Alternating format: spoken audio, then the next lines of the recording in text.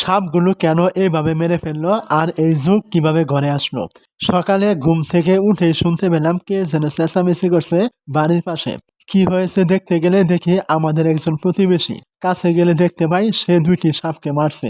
এই সাপগুলোকে আমাদের আঞ্চলিক ভাষায় ধরা সাপ বলে। তো আমি লোকটিকে বললাম, সাপগুলো এভাবে মারছেন কেন?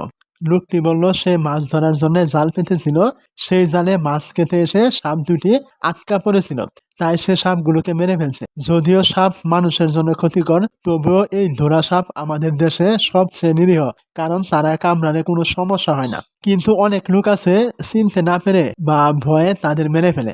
আসলে এটা কতটুকু উচিত আপনারা কমেন্টে বলে যাবেন। যদিও আমাদের দেশে সাপের কামড়ে শত শত মানুষ মারা গেছে এবং যাচ্ছে, ভবিষ্যতেও যাবে। হয়তো এসব দেখেই মানুষের এই ভাবনা থাকে না কোনটা কি সাপ, কোন সাপ কামড়ালে কি হবে, বা অনেকেই না চিনে এই নিরীহ সাপগুলোকে মেরে ফেলে। তবে আমার ব্যক্তিগত মতামত হলো, যদি আমরা চিনি কোনটা ধরা সাপ, কোনটা কোন সাপ কামড়ালে কোন সাপে কি হয়, এগুলো যদি জানি, তাহলে এইসব নিরীহ সাপ চিনলে মারার কোনো রকম দরকার নেই। আর না চিনলে সেটা অন্য কথা। তো তারপর তার অবশিষ্ট যে মাছগুলো ছিল সেগুলো সাপে খায়নি, সেগুলো আমাকে দিয়ে দিল।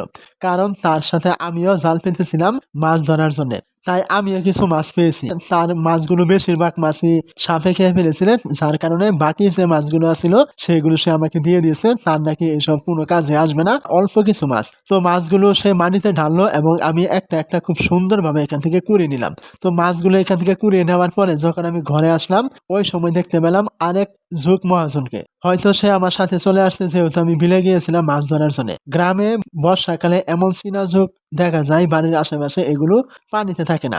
যেগুলো পানিতে থাকে সেগুলো আলাদা, এর থেকে আরো অনেক বড় থাকে। তো এখন আর কি করার, একে তো আর ছাড়া যায় না, তাই এর ব্যবস্থা করলাম।